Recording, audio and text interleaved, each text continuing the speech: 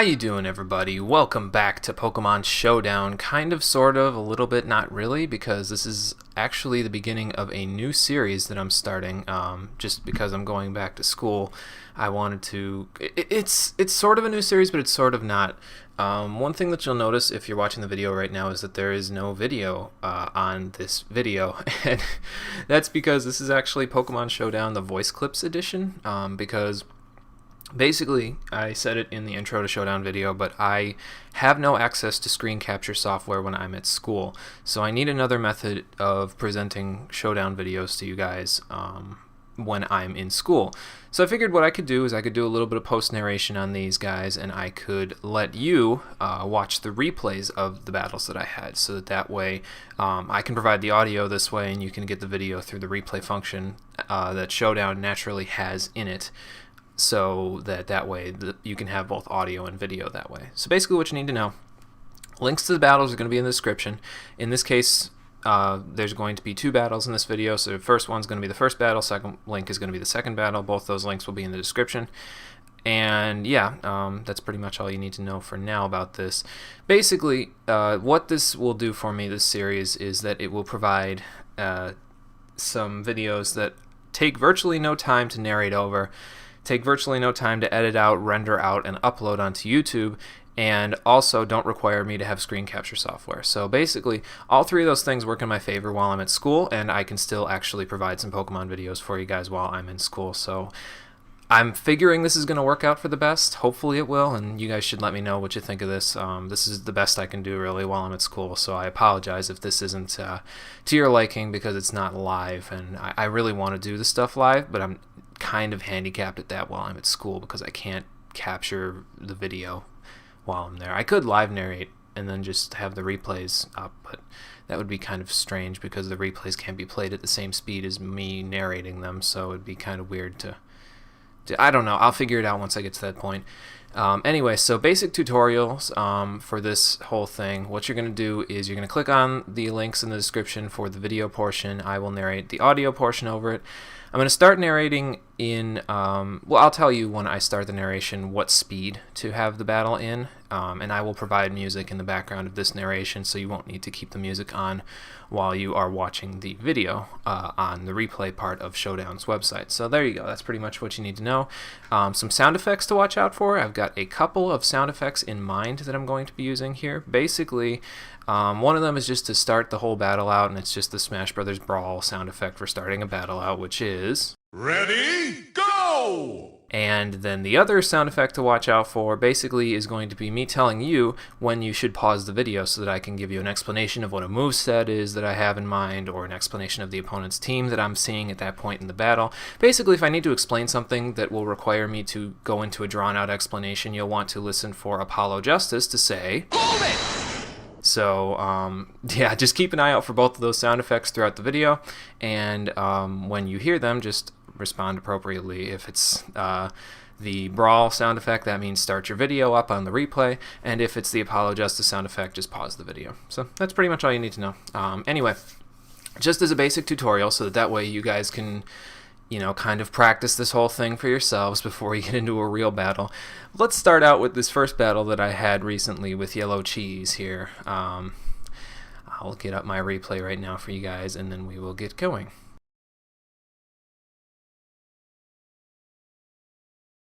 Okay, so basically I'm going to start the video out on normal because I don't think I'm going to need to do too much editing of any kind or too much color commentary at this point, but we will see once we get to that point. Without further ado... Ready, go! So basically, the team preview's there, and then he sends out his Dodrio to start with. I send out my Seviper. Now, basically, what's going to happen here is that I'm not 100% sure if Seviper is going to outspeed his Dodrio at this point, and so I'm an idiot, and I actually leave in Seviper here because I'm stupid, and I don't see that I could actually use it to help take out Meganium and a couple of other things later on in his team, so I leave in Seviper like a dumbass. Go! And then I end up dying to a double edge, either banded or scarfed or whatever, I don't know. So I'm going to go into Luxray and just intimidate the thing to make sure that it doesn't do too much else to the rest of my team. He goes out into his Meganium, and I'm like, I'll just use Baby Doll Eyes to make sure that it really, you know, doesn't have any attack power whatsoever. But Turns out it's Meganium, so I switch out into Tropius, and he goes for the Dragon Tail to Dragon Tail my Octillery out, and I'm like, I can probably take a hit, and I can. He goes for the Giga Drain, but I just wanted to check the damage I could do on Ice Beam. I go for an Ice Beam, I get a Freeze, which is kind of stupid, honestly. So he goes out into his Golduck, and then I switch out my Octillery into my Tropius. I wasn't sure really what I was going to do there because honestly, Golduck can just Ice Beam me and knock me out even without the crit. I'm pretty sure it didn't matter because this thing's probably invested in special attack. So I got into Spritzy because I know it can take any hits with its Eviolite. He goes out into Magmar, I go for the Wish, and I'm like, well, I don't really want to take any hits on this thing. So I'm just going to go out into Octillery and take a Flame Charge, hopefully then KO with a Hydro Pump, but I was stupid because I can't take 2 Flame Charges anyway, so that crit really didn't matter in any case. So I go out into Krokorok hoping that I'm faster. I'm not. He gets Cross Chop off, and even with -1 attack, Krokorok still is frail as hell, so it dies to a Cross Chop. So I go out into Luxray, intimidate him further. He's going to switch out his Magmar here into his Graveler, and oh god, the nickname. I can't touch this thing because I have a Rest Talk Luxray, so I have Wild Charge and Baby Doll Eyes. So I figured I'd just Baby Doll Eyes him so that way when I switch into something, switch into Spritzy that is, I don't have to worry about it doing too much damage to it, because Spritzy is going to be basically my win condition here, although I've pretty much lost at this point. So I switch into Spritzy, he switches out his Graveler to his Golduck, and he goes for a Hydro Pump. It doesn't do too much, but I mean, Spritzy's pretty bulky. It does a decent amount, though. So I go for a Calm Mind, just to start setting up a little bit. I go for a Wish this turn as he switches into Magmar. Goes for a Flare Blitz, gets a crit. I'm not 100% sure if that mattered. It could have because of the Eviolite, but it doesn't matter anyway. I've basically lost this point. So now I can't touch his Graveler, so this is GG basically. I go into Luxray to intimidate his Magmar. He goes out into Graveler knowing that I can't touch it, and I just go for a Wild Charge, can't hit it. So at this point he's just being a little bit cruel, which I kind of figured he would be because he's going to get a 6-0, so why not? He goes for the Stealth Rocks as I Wild Charge. I'm just like, okay, I'm just going to lower your attack a little bit. And then he goes for the Earthquake. Wouldn't have KO'd anyway, but whatever. I just wanted to go for Baby Doll Eyes because I guess I figured he was going to switch or something. So now I'm just like, well, fuck it. I'm just going to go for a Wild Charge and let him KO me. So he goes for the Earthquake, and then he switches out, and he switches into... he switches into this Pikachu named I Killed Ash. I go for the Wild Charge, give it a Lightning Rod's boost, and I'm like, whatever, this is it. And he goes for the Surf and takes me out. So that was a great game, Yellow Cheese. It was really close, and I guess... But hopefully you guys get the idea, basically. This is what you need to know how to do for this battle when I'm showing you these replays.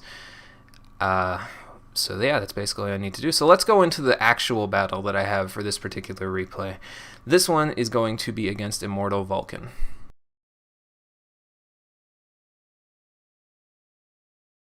So I start the battle on slow speed, basically, and because my thing's going a little slow, it's not getting there yet. Ready, go! Okay, so I start out with Octillery, and he starts out with his Illumise. Pardonnez-moi, because I have no idea how to pronounce this thing. But in any case, he goes for the Tailwind. I go for a Hydro Pump because I know Specs Hydro Pump is going to do a lot of damage to anything that comes in, really, on this team, because he doesn't really have any water resists. So he withdraws his Illumise after that to go into his Togetic, hopefully to take the Hydro Pump, but Octillery is really damn powerful with Specs, so I just go for another one. I'm doing more damage to him than he can restore with Roost, but because of the Tailwind, he's actually capable of using Roost first.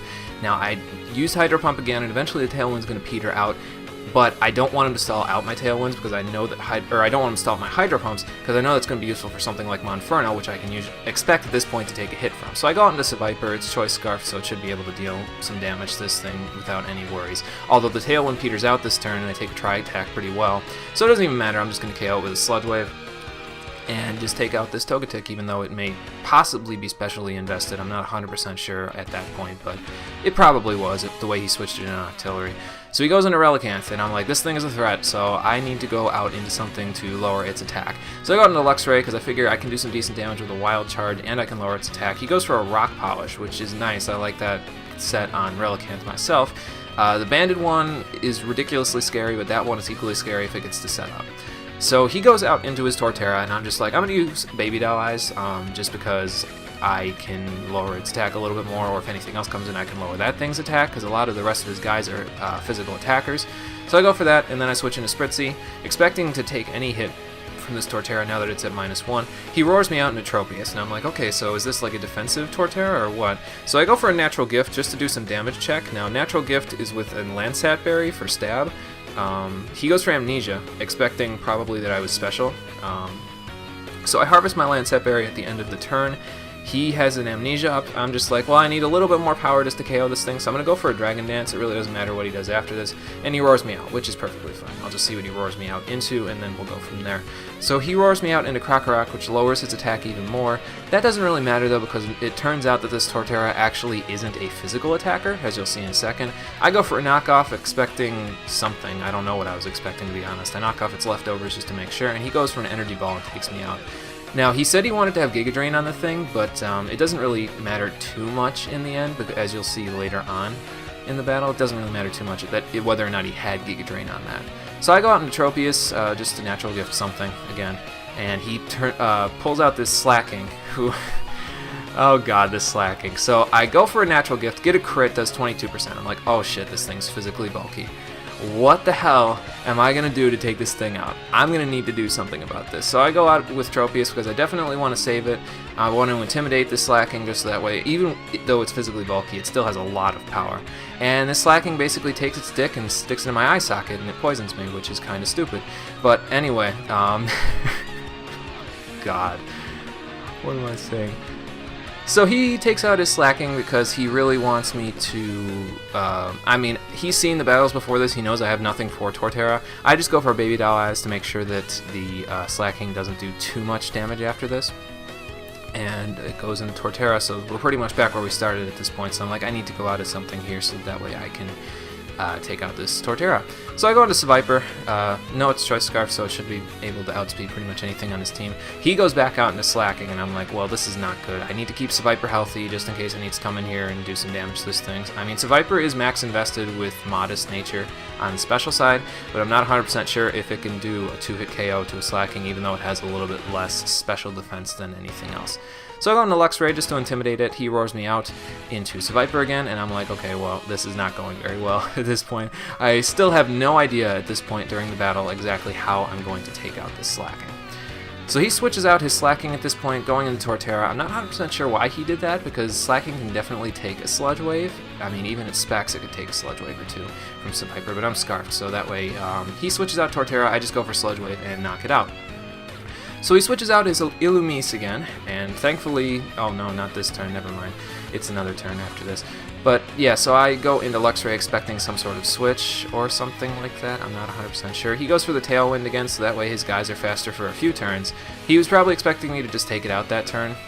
It probably would have been better for him if I had taken it out that turn. But in any case, he figures, oh, well, you know what, I can use this Illumise again, so that way, you know, I can use it later in the battle to get another Tailwind up. So he switches out into Slaking just to take a Wild Charge, and the Wild Charge does next to nothing. Actually, I mean, it does a decent amount, considering I did 22% with Tropius with no DDs up. I mean, Luxray is pretty powerful, so I guess that would be the thing. So I know I can definitely live a Gunk Shot and Poison after leftovers, so I go for the Baby Doll Eyes just to make sure his attack is lowered a little bit more. And then I'm like, well, you know what, he's going to loaf around this turn, I might as well go for a rest, so that way I can get some HP back, I can get rid of this poison, and then I can keep Luxray healthy, because one-on-one against Slaking, I think I might be able to take it. So basically, we're going to go into a little bit of stall here. He's going to go for a Gunk Shot. It's not going to do too much just because Luxray is physically bulky at this point. I'm sleeping, so I'll go for a Sleep Talk, see what I can get on the roulette. I get a rest the first turn. Doesn't really matter too much. I'm pretty much just there to kind of stall out this Slaking because I'm not 100% sure what its moveset is at this point. I've only seen Gunk Shot, and have I seen anything else yet? No, I don't think I have. So I've only seen Gunk Shot, so I really don't know what to expect. Get a Baby Doll Eyes on that Sleep Talk. Doesn't really matter because he's not attacking this turn. He's loafing around this turn due to Truant.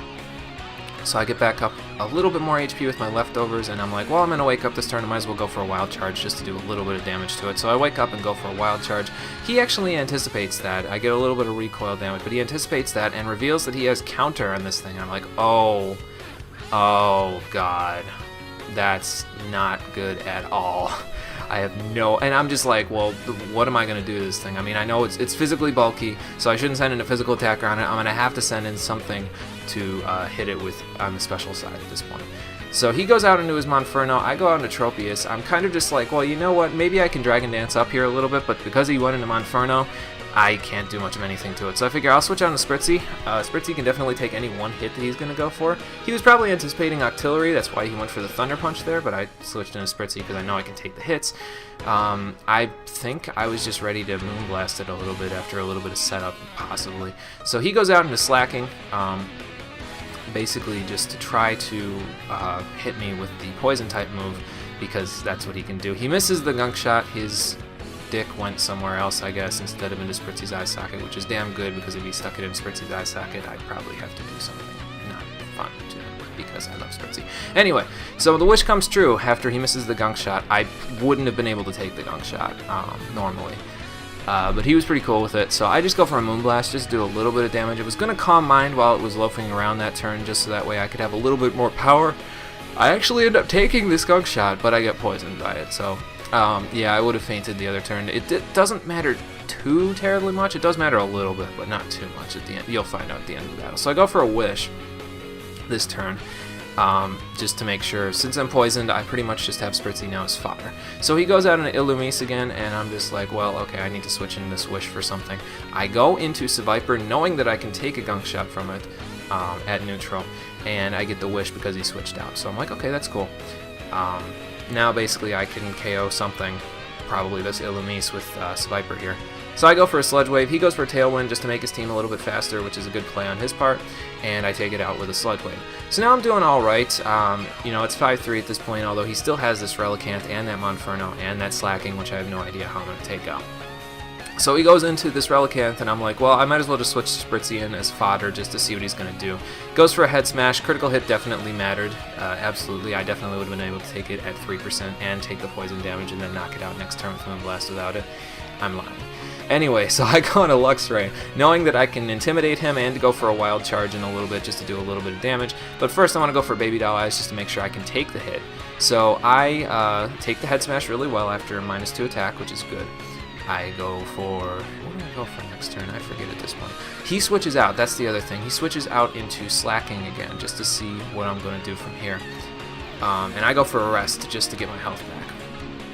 So that way, if I want to stall out the Head Smashes from that Relicanth one-on-one, I can.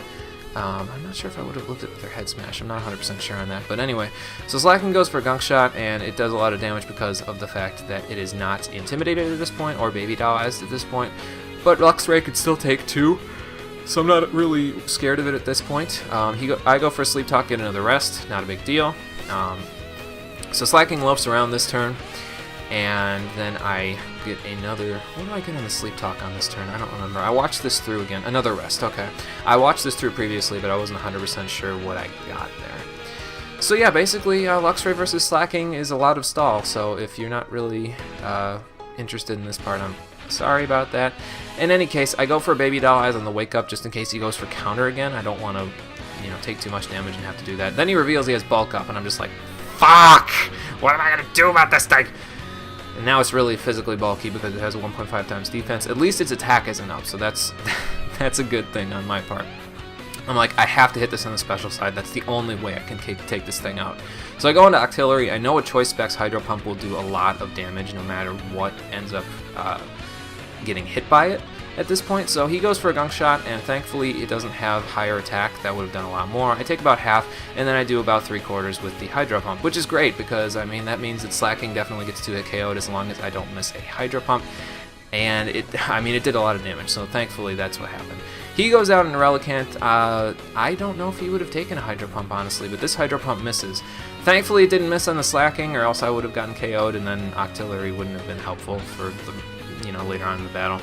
So we're just going to go back into the old standby for this Relicanth. We're going into Luxray. He goes for a Double Edge just to hit anything neutrally. He gets a crit, doesn't really matter too much. And I'm just like, well, you know what, it's about time I take this thing out. It's kind of annoying. He misses another Head Smash. It didn't really matter too much in the long run, just because I go for a Wild Charge here. I take a little bit of damage here. And you'll see on the next turn the Head Smash will do... It wouldn't have done enough to knock me out, but I could have just revenge killed him with Viper anyway after this, so it didn't really matter too much, because he goes for a head smash, I live it, and I knock him out with Wild Charge and knock out Luxray at the same time. So now I don't have anything to stall Slaking out with, which is kind of a problem, but at the very least Relicanth is out of the way, and I can, you know, proceed further with something else after this. So he sends in Monferno. I'm like, this thing's a problem. I need to do something about this. I sent an Octillery knowing I can hit anything neutrally at this point. I'm like, he's got Thunder Punch. I know he's faster.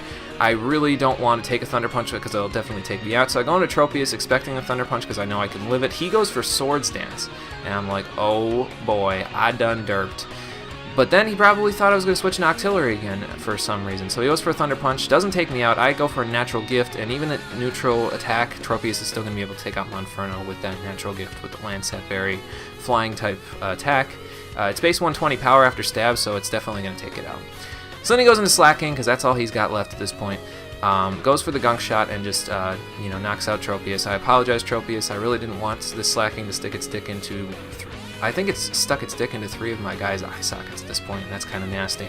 But anyway, I can definitely take out this Slaking next turn. I go into Seviper, and I'm just like, well, I'm going to finish this with a bang since I've got a bunch of health. I know I'll take him out with the final Gambit, so I just sacrifice Seviper to take out the Slaking with the final Gambit, and that'll be the game, ladies and gentlemen.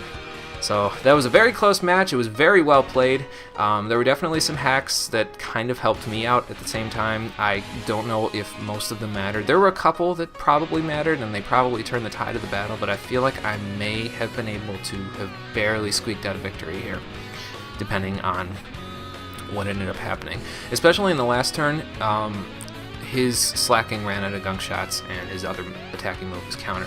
So that really could have... I think Octillery could have clutched it at the end and cleaned up. But I'm not 100% sure on that, and I might just be talking out of my ass. Hopefully not. Anyway, a great game, Vulcan, and great game, Cheese, even though you destroyed me earlier. But that's going to be it for this video, ladies and gentlemen. I'll be back next Saturday with another Pokemon Showdown replay voice clip edition thingamajigger. Probably just one battle that time because you guys got a tutorial battle out of me this time. But we'll see once I get there. Hopefully I'll have some decent matches in between then and now. And actually, I'll be honest with you, there's a battle that I want to do a replay of right now. I was going to do it for this video. It was a battle I had earlier today with Richie Babes and Dunn Deal Showdown, on their recording, and it's too good for me to pass up, but they haven't posted it yet on their channel, so I'll probably just post my perspective of the battle in a voice clip replay when they post up that video. So we'll see once that happens next time. For now, that's going to be all for this video. So thanks for watching, everybody. I'll see you next time.